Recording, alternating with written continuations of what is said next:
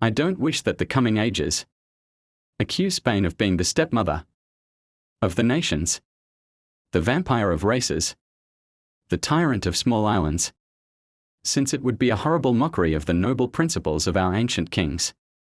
How are we carrying out their sacred legacy? They promised to these islands protection and justice, and we are playing with the lives and liberties of the inhabitants. They promised civilization, and we are curtailing it, fearful that they may aspire to a nobler existence. They promised them light, and we cover their eyes that they may not witness our orgies. They promised to teach them virtue, and we are encouraging their vice. Instead of peace, wealth, and justice, confusion reigns, commerce languishes, and skepticism is fostered among the masses. Let us put ourselves in the place of the Filipinos, and ask ourselves what we would do in their place. In your silence I read their right to rebel. And if matters do not mend, they will rebel someday, and justice will be on their side.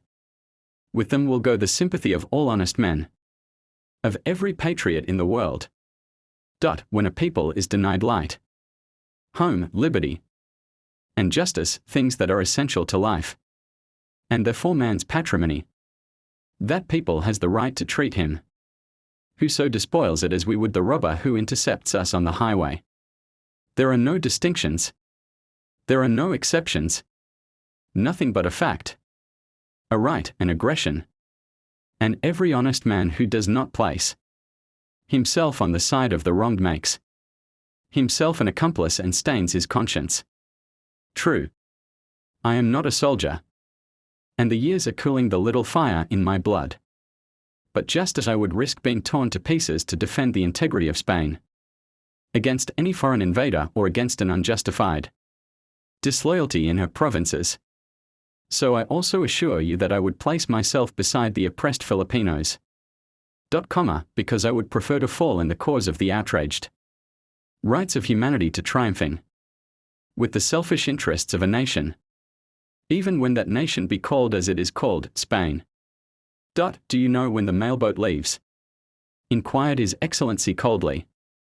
When the high official had finished speaking, the latter stared at him fixedly, then dropped his head and silently left the palace. Outside he found his carriage awaiting him.